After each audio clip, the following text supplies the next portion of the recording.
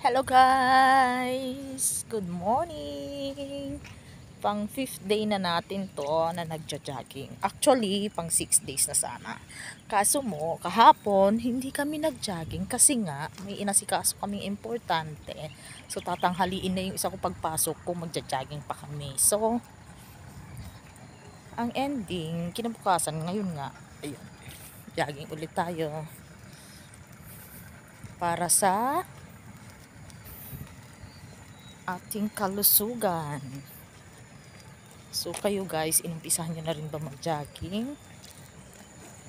Yung isa ko nasa likod. 2020 na naman kami. Nag-blue ako, nag-blue din siya. Diba?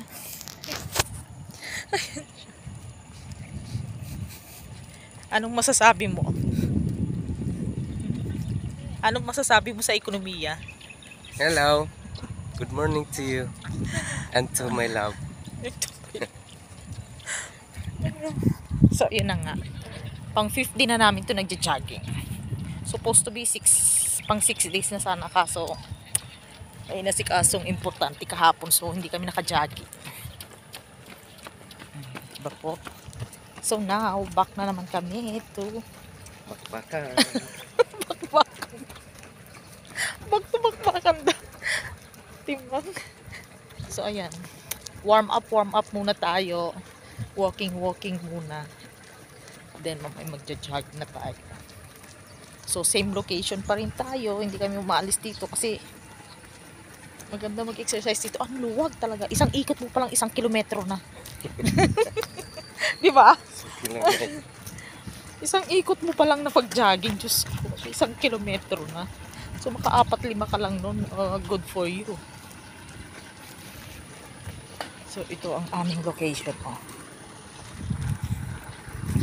Diba? Napakaluwag.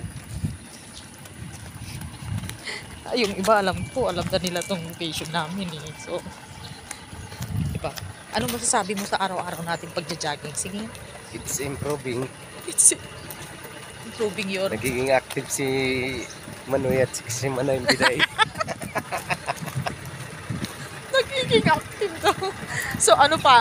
Aside from pagiging active, anong naidudulot sa'yo ng pagja-jogging? Performance. Ang galing ng performance.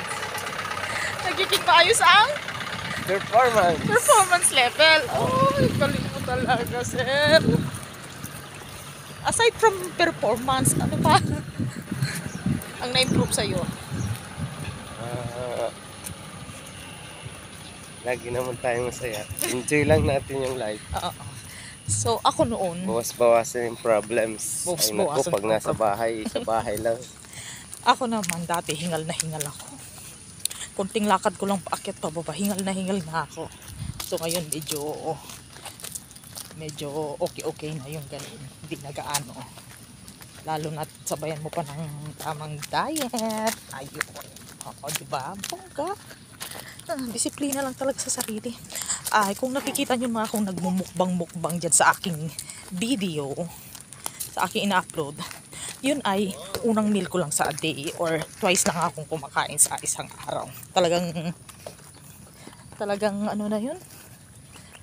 Talagang sinisiguro kung yun lang yung kain ko para kasi mahirap na. Tumatanda na tayo eh. Di ba? Aminin nyo yan. Pag tumatanda na tayo, parang mga kasukasuhan natin sumasakit na rin. So might as well, kung may time kayo, do jogging, exercise, walking. Very important yan guys. Naggalaw-galaw para humaba ang buhay, sabi nga nila, diba? So makakaisang ikot na kami mamaya. Once na nag-jog na ako, babay na, diba? Ngayon warm up pa lang kasi, kaya nakakapag-video pa tayo mamaya ano. Mamaya abangan natin yung performance na naman. Wala pa nga kami. Actually, magpa 5 minutes na tong video ko ha. Pero yung isang ikot na sinasabi ko sa inyo, hindi pa namin naiikot ha. Hindi pa na namin nararating yung start ng aming pinag-walkingan. So, ganun. ganun kalayo guys pag winok mo lang siya. Diba?